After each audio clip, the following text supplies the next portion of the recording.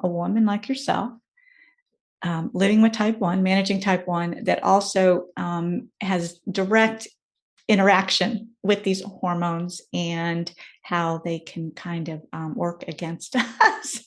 Yeah, And some well, and things that spoiler alert, like let's preface up front that these are not the hormones we all usually talk about. We're Mm-mm. not talking about, menstrual cycle hormones or stress hormones. That's right. That's right. And that just goes to show you how impactful they all were, because we talk about that a lot. It's so important. And balance is such a weird word because I don't think we're ever all in balance, but just in some sort of a sense that we understand what's working. And I guess most importantly, we understand when it's not working. And Yeah. so and the hormones are, and I'll just say it, ghrelin, leptin, amylin, and GLP-1s, better known as Ozempic. What are some of the other terms for all Well, these? no, so I would Wegovy. separate that. Okay. So let's start at the top of this. Yeah, So let's start it just yeah, explaining what when it when is. And you develop type 1 diabetes, we all know that our immune system is attacking our body's production of insulin. And that starts gradually. And by the time you're diagnosed, it still isn't a full attack. You still are producing some insulin. Children, that insulin production declines faster usually than in adults, is just what research has found, which is why many adults are misdiagnosed as type 2 first, and then LADA, and then type 1. But eventually, they're producing little to no insulin, right? But the problem is that there are 5 other hormones that people with type 1 diabetes are not producing normal amounts of. And it's not zero amounts of these other hormones, but there's this whole communication system where the beta cells, which are the cells that produce insulin, are supposed to talk to your alpha cells, your gamma cells, your delta cells, and your epsilon cells. And those cells manage the production of 5 other hormones that help us regulate a bunch of really important things that affect our weight and our appetite and our insulin sensitivity. Yes. Yeah, the pancreas does a lot. Yeah, and we're endocrine not system, given tools for that. So then you bring up, GLP-1s, which is it's mimicking what those hormones would be doing for us if we had normal amounts of them. Right. Well, GLP-1s is, I forget I should have wrote this down, but it's, the actual glucagon-like peptide 1 is what it stands for. Right. Yeah. Which is a real hormone in our system. That is something the body produces, but it can, like the others, it can get depleted. It can be less effective. So that's really, I think that's what I like about GLP-1s, because I'll tell you what, I came into this conversation over a year ago, and I listened to another doctor talking about them, and it really opened my eyes, because I had that negative connotation around this thing that everybody was taking for weight loss, all those all those trendy things that it was being used for. But when I really understood how it works in the body, and I think that's the optimal thing, is that's what we're going to talk about today, is understanding the body, and not something that we're told when we're diagnosed, not something we're even explained to as we're aging with diabetes. And I think that is where it can just turn into a hot mess. And and especially, studies have shown that women have a harder time managing type 1 diabetes than men because of all the hormone fluctuations we already deal with and those huge changes in our 30s and 40s. So then you add all this other stuff on top, and it's like, whoo, it's congrats on being a woman and dealing with all of that. And, I think that it points to the fact, and there's a lot of women that I've worked with that live with diabetes. And there's that stigma that they even slap on themselves, that that diabetes makes them feel weaker and less of. And I say, oh, no, just the opposite. The average person, and, I think we're given what we can handle in life. It's such a good example. It just challenge us to, to step up and to really, do what we have to do. So it's definitely a sign of strength, not a weakness. Yeah. The way I like to think of that too is the way you carry your diabetes is the way other people see it. So if you see it in yourself as something you're really proud of yourself for dealing with every day, it doesn't mean your blood sugars are perfect. It just means you show up every day and you deal with it again, and you're like, no way is this disease going to stop me. Other people will see it that way, right? That's right. If you carry it around as something you're ashamed of, or embarrassed by, or think is a weakness, other people will see it as embarrassing and a weakness. That's right. So I think that work really starts in your head of changing how you talk to yourself and see yourself. Absolutely. So let's talk about, you want to start with ghrelin? Does it make sense to start with that one first? Sure. Or we could go down in the AB, the first cell, if you would. Hey, alpha. Yes, you know the order better than I do, so I'll let you. The first cell that is not getting good communication from the beta cell is the alpha cell, which makes glucagon, which we are, generally all very familiar with. Glucagon tells your liver to release stored sugar. We get glucagon in these emergency tools that are supposed to be used for severe low blood sugar. But in a non-diabetic, your beta cells will tell the alpha cells, hey, blood sugar is dropping. Do your job and release some sugar so it doesn't drop too low.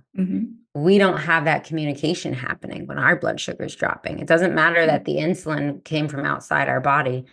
there should still be a system, right? There would Mhm. that says, hey, release sugar and Right. save me. And that doesn't happen unless we drop like severely low, Mhm. seizures and such. Sure. So that's a problem, right? That's a um, problem. Yeah. and the one that's related to that, to skip down to delta Mm. cells make somatostatin. I finally figured out how to say it. I pretend I'm saying the word tomato with an S. So somatostatin, and somatostatin tells your pancreas to produce less insulin when your blood sugar is dropping. And then it Mm. tells your liver, it helps tell the liver to do its job too. So you're not getting that somatostatin. There's a really cool study in the Mm. early stages right now with this company that has developed a drug, an injection that you take, and they're still early. This isn't going to land in our pockets next week.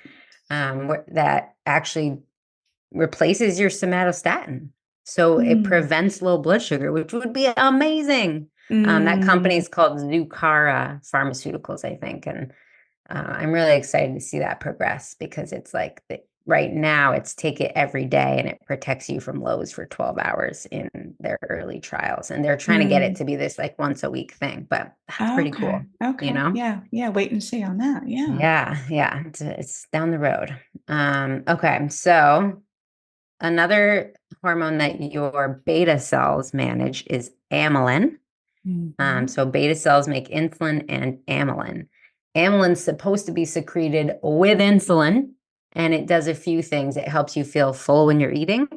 It tells your liver to stop making so much sugar because you're eating, you don't need a bunch of sugar from your liver, right? So we all Right. actually overproduce glucose from our liver as type 1s, which means we need more insulin, which Mm. means we have more to deal with, which means we have more sugar that could potentially be stored as body fat, making it harder to keep our weight down, right? Yeah. Mhm. It also just suppresses your general appetite. It it tells glucagon production to calm down because you don't need that extra glucose, and it prevents it tries to prevent post meal spikes in your blood sugar after eating. So, sound familiar? All the things that are really hard for us. Yeah. Yes. And amylin Mhm. has been provided in a not so great drug from many years ago called Simlin. I'm Mm. blanking on the other one. There's another one. But the problem with it and why Ozempic should replace it. But Simlin is approved in type ones, but it's so dumb that they won't approve Ozempic in type ones. I think down the road they will, but Mhm. Simlin you have to take before every meal, Mm. and the side effects on your gut are more dramatic. And because it's this like constant injection, it's just less consistent, the impact it Oh, has okay. on your insulin needs. Okay. Yeah. Um, Yeah, that's one of those you gotta look at the pros and cons. It sounds like there's too many cons at this point, the way yeah, it's I know a being few people administered. who've taken it and they did not have a good experience. And meanwhile, Okay. they love Ozempic, right, for Mm. insulin resistance. Mhm. Mhm. Okay, and the other cell is gamma. That is managing the production of pancreatic polypeptide hormone. And this one is, again, helps manage insulin sensitivity and helps manage how much sugar you're storing in your liver and just the regulation of that liver glucose. Okay. You know something, maybe you can speak into this too, because this is a theory that I've heard and I think I've even experienced it. When we have frequent low blood sugars, because there's a storage in our liver of Hmm. glucagon. And actually, this is something my husband told me, because he lives with type 1 as well. And Oh, didn't know that. yeah, yeah. And he worked as a medic and fire rescue for over 30 years. So Oh, yeah, yeah, he retired about 7 years ago, which is another story in itself. I mean, the fact that he managed type 1 during a job like that is just yeah. incredible. But he learned a lot too, because he used to go on a lot of calls with type 1s, throughout the community.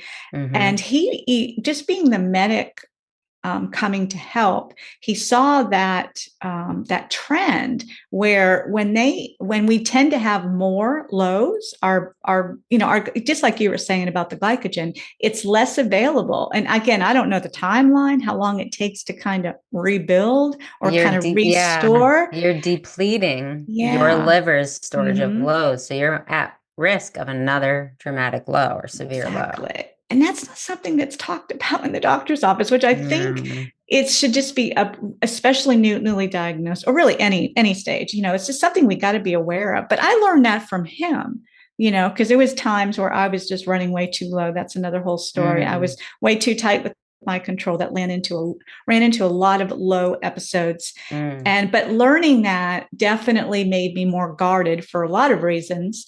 To not hold, those reins so tight, but to obviously to give your body chance to kind of reset and to get those levels back up, because it's there to help protect us.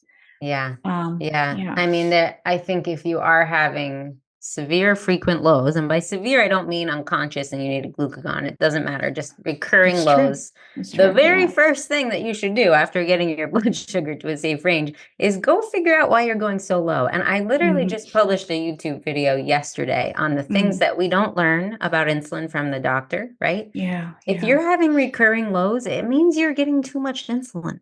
Yeah. Right. And sometimes, I mean, sometimes it can mean that you're not getting enough basal and you're taking too much correction insulin. So you're trying to replace, you don't know it, but you're trying to replace a lack of basal with these big boluses of correction insulin. So sometimes I've seen in people, they need more basal so they're not constantly making corrections, and then that prevents all the lows. But regardless of the cause, don't just accept that severe lows are part of your life. Right? Because they're actually damaging your brain long-term. It increases your risk of dementia. You feel terrible, and you're depleting your liver's glycogen storage, your backup sugar, right? And that puts you at risk for more lows the next day. So many reasons why. Work with Melissa and get your insulin doses. And if nothing else, you'll learn from all the mistakes, because I think that's what we do. Obviously, you're an amazing content creator, and you put the truth out there, which people really appreciate because you've lived in an experience. It's like, don't do what we did. Right. And I mean, it's just digging into that other science that you don't need to accept this life of crazy blood sugars. There's rhyme and reason behind them, and you can make adjustments, but don't wait 3 to 6 months for your doctor to do it. You have to find somebody that can help you if you're not confident in making little adjustments on your own. Good point. Yeah.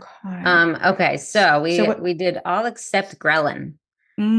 So epsilon is the cell that produces ghrelin. Ghrelin manages appetite, fat storage, growth hormone release, and they've seen abnormal ghrelin secretion in newly diagnosed type 1 diabetes. So we might actually be overproducing ghrelin.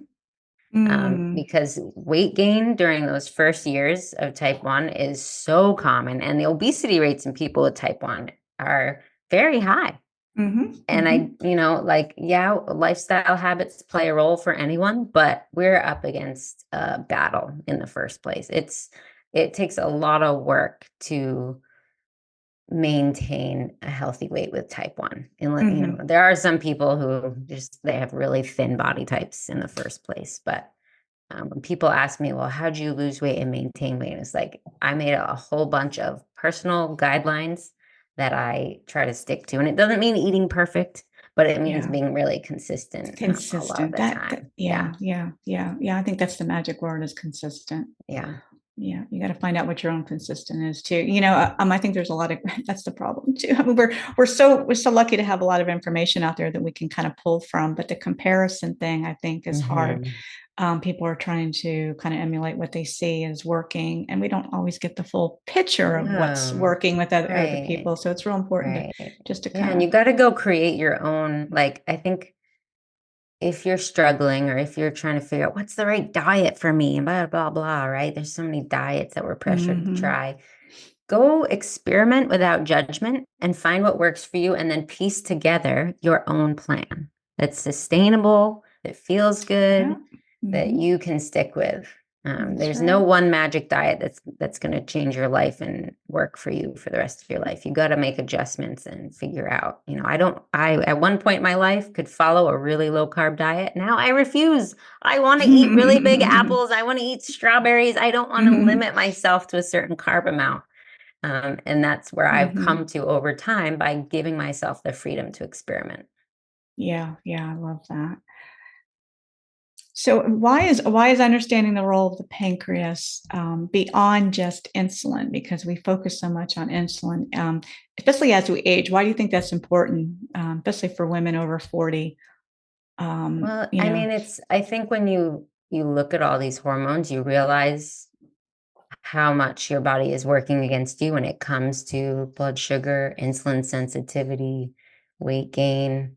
And if you can get a hold of something like Ozempic, awesome.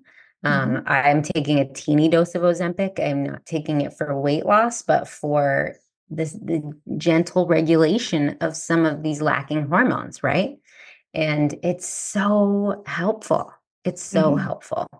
I'm not even taking the full therapeutic dose of 0.25. I'm actually underdosing Okay. that. And it's still so helpful, Yeah, right? that's So, amazing. yeah, and it's hard to get. I've got some videos again on Diabetes Nerd YouTube channel on how to get it. Hmm. But if you can get it, that's an awesome step. In addition to that, though, like I know you talk about all the time, in your late 30s, if you don't haven't already in your 40s, like adopted some really clear, healthy habits every day. And Hmm. it doesn't, Hmm. again, it doesn't mean being perfect and eating Yeah. salads 3 times a day, Hmm. but uh, it's going to make or break your future Yeah. health. Absolutely. Yeah. And there's so many other things that impact sensitivity to the insulin is, things like sleep, hydration, things that, Yeah. again, the doctor's not necessarily, recommending or understanding. Yeah. Um, but again, we're good experimental, we're the beta Yeah. testers because we're living it. And yeah, I will say, yeah, definitely. I think sleep is the most impactful thing because Mm.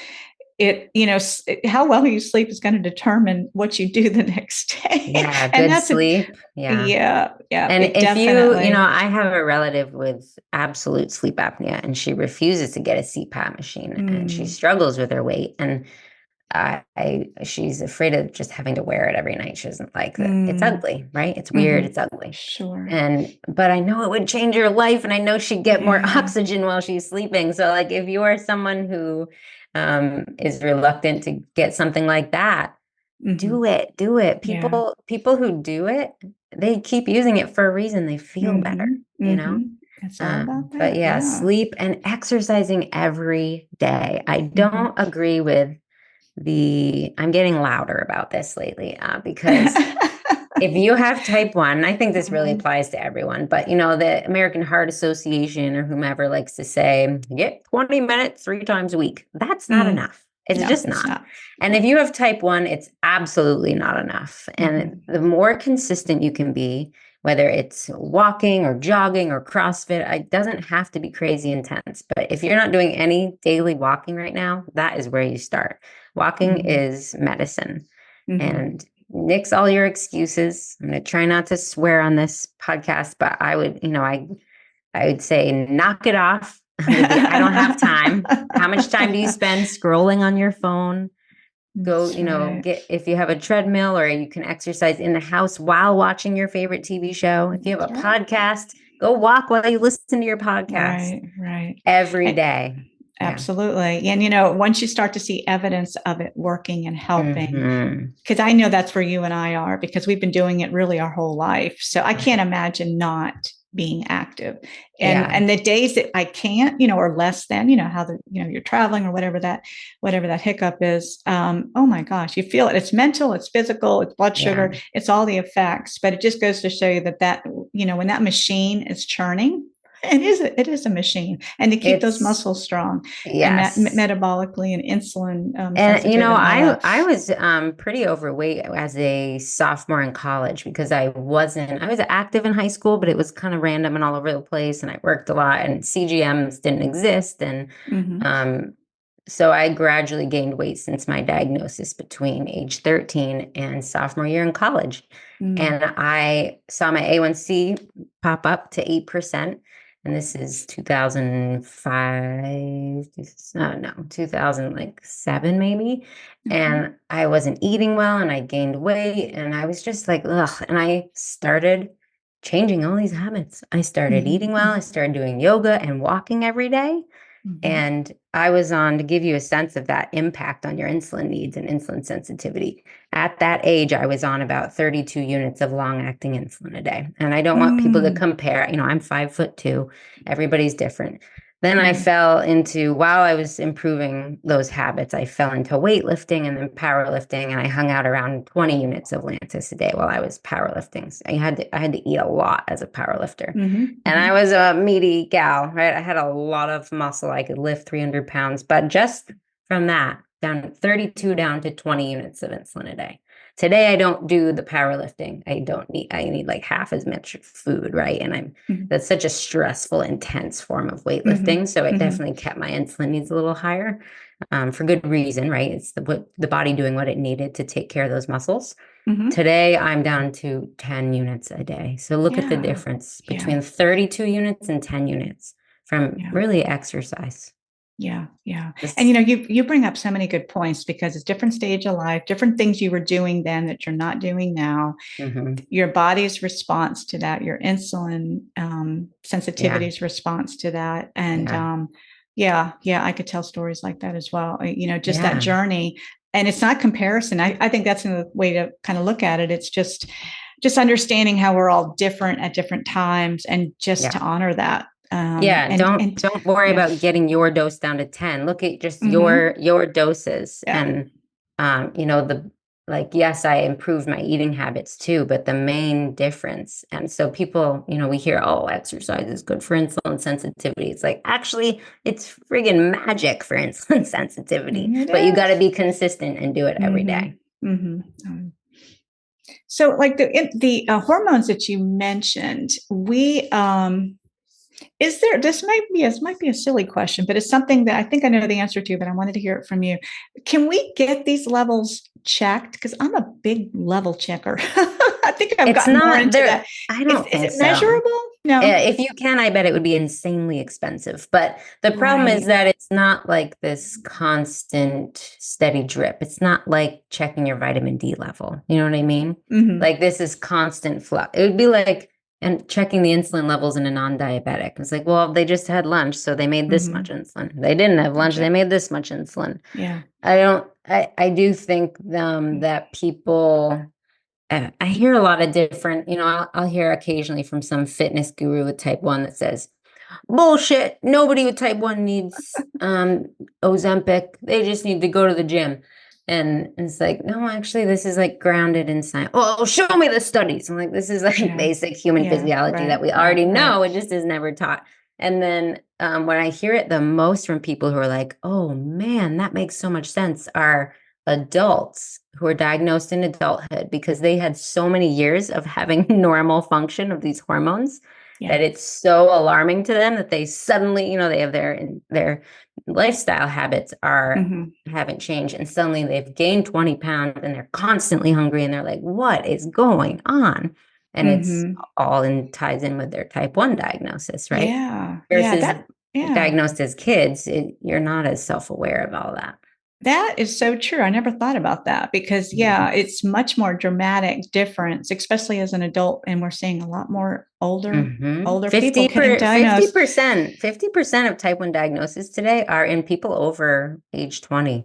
Hmm. It's really not a kid's disease. It is Not across the board. anymore. Not Yeah. anymore. Yeah. So I can see that, it's kind of the before and after, how I used to feel eating and satiety and Mhm. the hunger cues and all of that. It can definitely be more recognizable. But whereas with us, because we have pretty much grown up with it, and it's gradual. I mean, you're not going to wake up one day and just suddenly, you're feeling more hungry. Luckily it's gradual. It's not going to be a Yeah. dramatic thing. But it's so how do you like, for instance, if you want to share what you're using right now, and again, we're not trying to impose ideas. We're just trying to use you, Ginger, as an example of what you're Sure. doing, why it's working for you, what, and the conversation you had. I think the most important thing, how did this come up with the doctor for you? What kind of conversation I've did you never have? talked about this with a doctor. These A hormones. feeling you were going to say that because, and you're Never. a lot like myself They're because I, useless. Yeah. I do tend to self-manage. I do my own sound research. I do my own digging to find Yeah. out if this is an option or whatever. It kind of reminds me of the inhaled insulin that I've been talking Hmm. to you about for a while. Yeah. And I am just now going to be going to an endo for the first time in about 5 or 6 years. So I've just been Me too. separated from an endo. Yeah. Yep. I've been going Same. to a really good primary care that she's been good, just kind of filling my needs with the prescriptions and all that. Same. Yep. But I plugged into an endo's office local. I'm kind of excited about that, just to kind of get into a different practice. I've heard really good reviews over, their intentions. But I'm Good. finally get to talk to an endo about maybe getting on some Afrezza. So Yeah. anyway, stay tuned on that. So Well, and make sure with either of these things, right? Especially, again, I'm sorry to keep mentioning YouTube videos, but I create them for yeah. this Oh purpose. yeah, yeah. If Oh your yeah. endo if your endo isn't used to writing a prescription for Afrezza, which is inhaled insulin, if someone's not familiar, if they Mm-hmm. write it wrong, it'll get rejected. If they write it correctly, it'll get approved. You have to follow very specific steps, and I Yeah. have a video that explains those exact steps. Very helpful. Very The main helpful. thing is they have to say you have lipohypertrophy, which is hardened fat from all your injection sites or pump sites. So you have Oh, to, and we all have that's it. We all have that's it. the oh But heck it's yeah. not in your medical records because nobody No. talks about it because there's nothing you can do about it. Right. Like, and it's not visible. It's underneath No. your skin. It can be visible if you've had type 1 for 40 years, maybe. But That's so right. anyway, yeah, find that video on Diabetes Nerd. But Yeah. so, for before, so I've only been on Ozempic for about a year. I had to go off for a few months because my insurance changed and they rejected it. And then somehow it was approved again. And during those 3 months, I was like, man, I miss that drug. um, and I was about to pay out of pocket using a couple ways I found to get it cheaper. And then it turned out I didn't have to. And again, that's in videos. But before that, I didn't, before I even knew about this lack of hormones that made me feel hungry all the time, I did know, like, I don't know why, but I feel hungry all the time. And I blame insulin for this. I thought it was just that constant presence of this inferior insulin because it's not from our bodies. Hmm. And I just knew, okay, you have to keep your weight in your goal range, you have to get used to that little hunger feeling and just get over it and don't trust it, right? Mm, And eat based on what you think is a reasonable amount of food for this meal and, mm, your activity level, blah, blah, blah. mm, So that is a big part of what helped me mm. challenge that constant hunger. That's almost like eat what makes sense, Yeah, instead right? of trusting what you, and I have Yeah. also, I've gone through many years of my life where I really limited dessert. I had very specific cheat day or, whatever, especially I was in the bodybuilding powerlifting world and they all do that so much. But I got to a certain point where I was like, I don't eat chocolate every day. So I started intermittent fasting and I basically today follow an 80-20 rule where I try to eat really whole, clean foods for 80% of the day. I generally fast until 1 p.m. because I just really enjoy it. When I fast until 1 p.m., my day just feels so much better. When I eat breakfast, I'm just like, what happened? I don't even know what's wrong, but I don't feel quite right. Yeah. And Yeah. it's not the breakfast food. It's like, it doesn't matter. I just really like fasting until midday. Hmm. Hmm. And then, so clean whole foods. And yeah, I use processed peanut butter. It's not like it's 100% perfect clean, but they're generally real foods. And then I save room in my diet to eat chocolate and popcorn or Hmm. homemade cookies or gluten-free Oreos, whatever it is, Hmm. nearly every night. Now I'm already at my weight goal. If someone was trying to lose weight, every night might not be the right balance. It might need to be every other night or twice a week or whatever. Everybody's so different. But I'm also exercising every day. I walk about an hour and a half a day, a little less than that. It's between two different walks. Mm-hmm. And then I get 30 minutes of more intense cardio with jogging or jumping rope. And Mm-hmm. then I do like 15, 20 minutes of weights a few times a week. Nice. Yes. Yes. Yes. We're very similar in our, yeah, I like to break it up throughout the day, and it just depends on the day and the Yeah, I time. have And two little kids. It's yeah, like, yeah. yeah. Yeah, yeah, and they always say, just do it if do what works for you, and Yeah. there's no real rule about when or how. It's just No, do what you just set like. It's not intentions. like I have some secret recipe of exercise that helps. It's these are the ones that I really love doing right now. Yeah. I also have chronic fatigue, and so I actually can't do a lot of weights because weightlifting triggers severe exhaustion for me, anything that Mm, produces lactic acid. So I have okay. had to rebuild my body's tolerance for actually all exercise starting about 10 years ago. I think this is triggered by powerlifting. Side topic, but I want you to Hmm. know that I have to be really careful when I Hmm. exercise. I can't push myself. I can't force it. It Hmm. can't be stressful. So I'm not doing anything crazy intense. I trot Hmm. along in my jog. I don't care how fast I'm going. I don't Right. track my pace, right? I'm just Right. enjoying the run. Gotcha. I love that. Yeah. I love that. Yes. Yes. You're getting what you need out of it. Yeah. So what other lifestyle we did talk about this a little bit. We talked a lot about exercise, which I love. Yeah. So what other lifestyle factors do you think? I think especially when our hormones, those other hormones we didn't talk about, but they are connected. So they're reproductive, especially estrogen. That's the one that we see the Yeah. biggest impact on our sensitivity, and just the body's um, ability to utilize insulin effectively. Mm-hmm. That's what happens. And more diagnosis of starts with pre-diabetes if your doctor's looking at those fasting levels soon enough. But I'm seeing a rise because I'm meeting friends, and some clients are coming to me that are not type 1. They're actually coming to me with type 2 scares. And they are generally, and that sounded funny, type 2 scares, but the scare of a type 2 diagnosis. And Pre-diabetes. Can we call it pre-diabetes? yeah, yeah. It's that, hey, your fasting starting to get higher, but there's such a Mm, connection with also their hormones starting to drop. So I would love to see a mm. stat on that because, just the diagnosis of all that happening at the same time. Yeah. Then you think of lifestyle, maybe a little bit more stress. Kids are Yeah. either older or leaving home, Yeah. job, we might be drinking more alcohol, we're more social. There's all things that add up to Yeah. this why.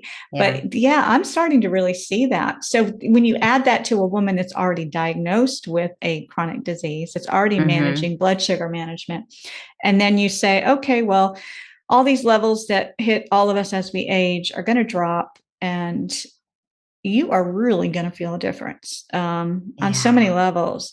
And then you talk about the ones you just talked about, which the average woman listening to this show may not even be aware of all this. I'll call them background influencers of how our body is using insulin effectively. Mm-hmm.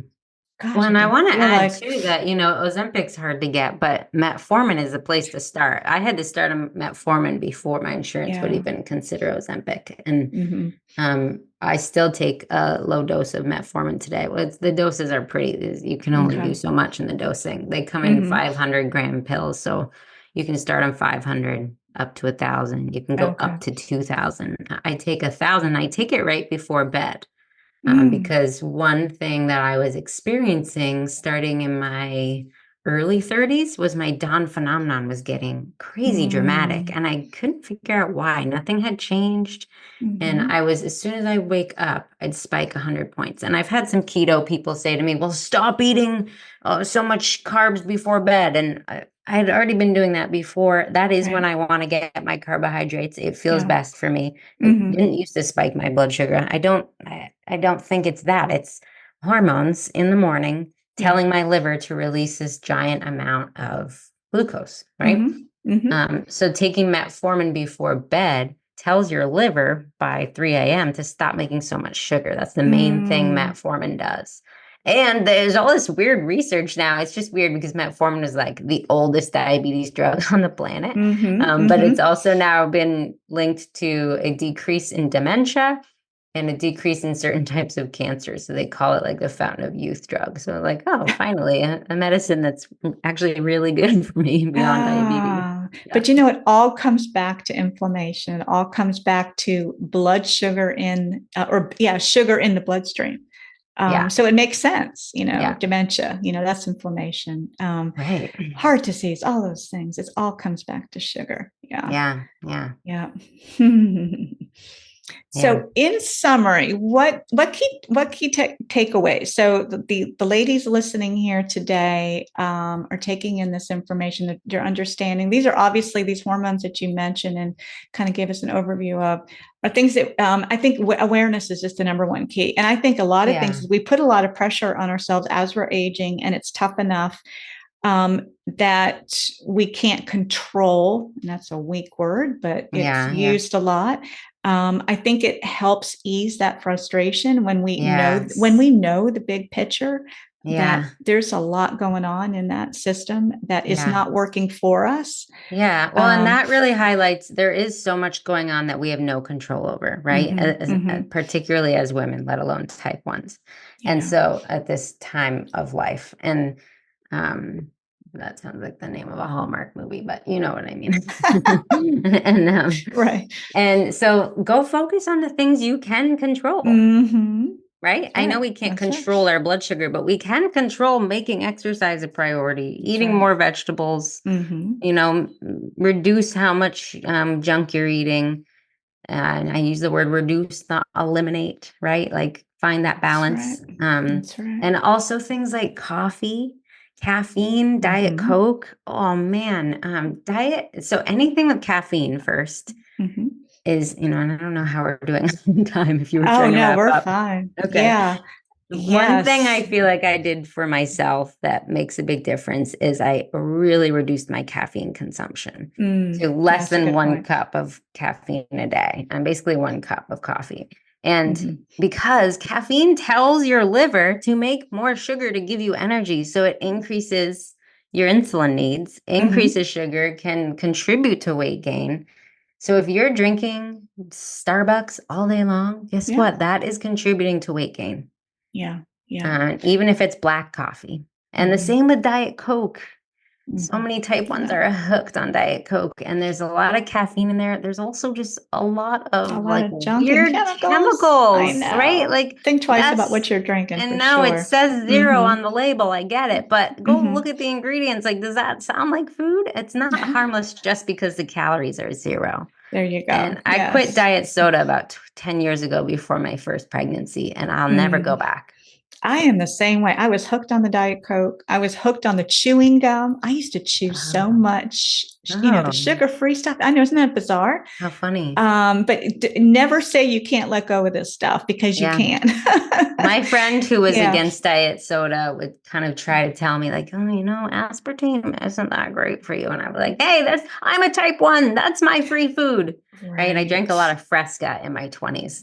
And that can be the justification. If you go look at the research, look closely at who funds the research, who pays for the research that says aspartame is safe. It's usually the American Beverage Association, the ABA. The American Beverage Association is Coca-Cola and Pepsi.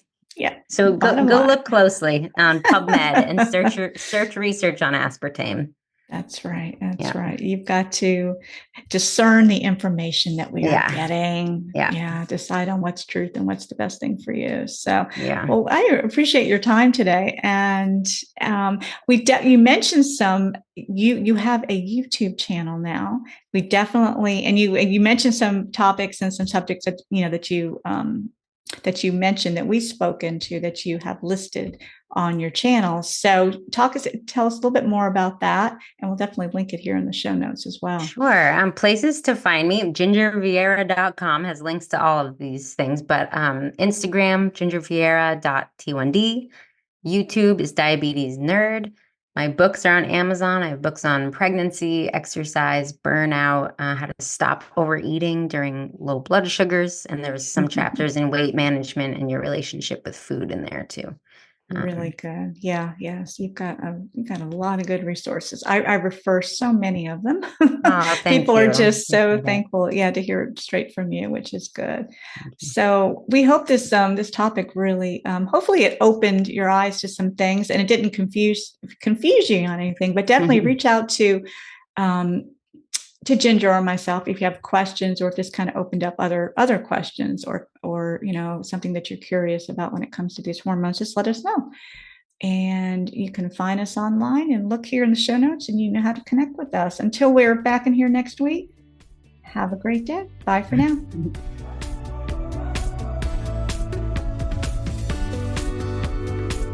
Thank you for listening to the Type 1 Midlife Podcast. We are so grateful for the time that we spent together today.